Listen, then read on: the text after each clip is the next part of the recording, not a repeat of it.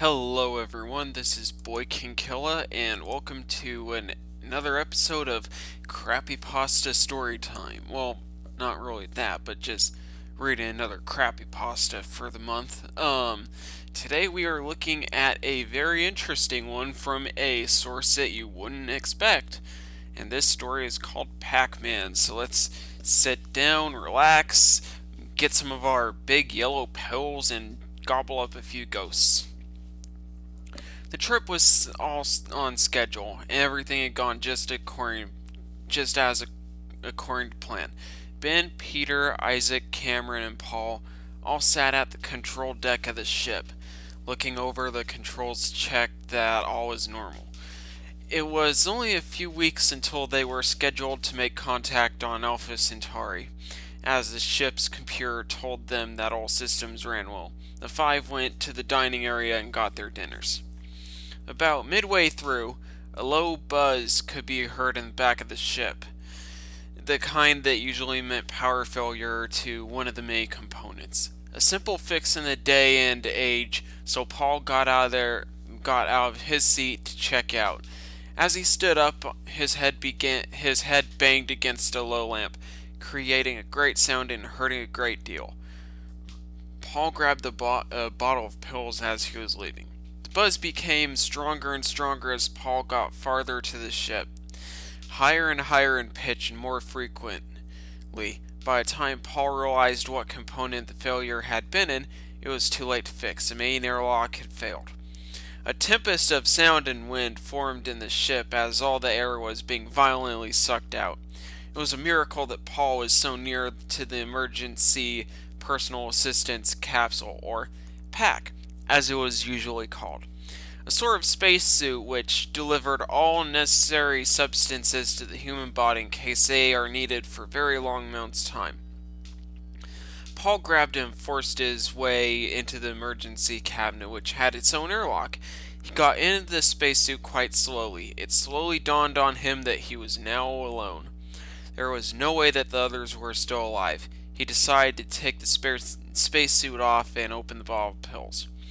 Over the next few hours, he stayed alive with the PAC's food sacks, which could be opened from outside if needed. When he had taken the last of the pills, which he was taking far in excess of needed, trying to dull his senses, a sense of mania began to set in. He wanted pills. He needed pills! Paul slowly donned his suit and opened the door. The main lights had failed, and the whole ship was now illuminated by the eerie Krypton neon lights, which glowed a deep, rich blue. In his mania, Paul could not remember his way around the ship. All of the medicine, largely in the form of various pills, were kept securely in baskets around the ship. However, the caps had been ripped off and the contents spilled out. A good portion of them stayed in the halls rather than flying out of the airlock. Paul first worked his way to the airlock, occasionally seeing something out of the corner of his eye. He found that the manual airlock closed quite easily, sliding shut securely. Not that it mattered anyway. As he turned around, he witnessed a gruesome sight. The others, all halfway in their pack suits, which hung near the dining area. There were many sets all over the ship.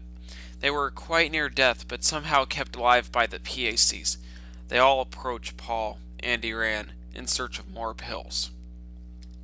Well, this is quite a different creepypasta. In fact, it's not really crappy. If I'm able to find out the person who made this thing, I will say they did quite a good job on it.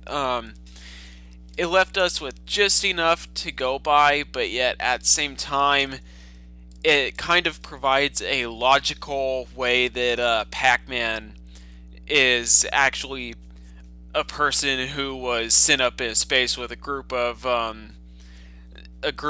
other people, a few other people, ended up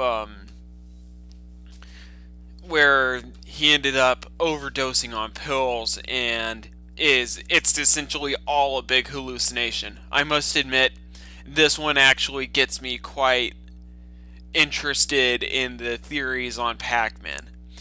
What would you all rate this, and what would you change to make it better? I personally think it's great to see this particular story, to be able to actually read it, and the link will be in the description below. And this has been. If you like this, then please comment, favorite, uh, like, and subscribe. And stay tuned for more episodes of Crappypasta Storytime. Well, this isn't really. This was a pretty good creepypasta, to be honest. Anyway, this has been Boy King Killa, and I will see you all later. Have a good day. Bye bye.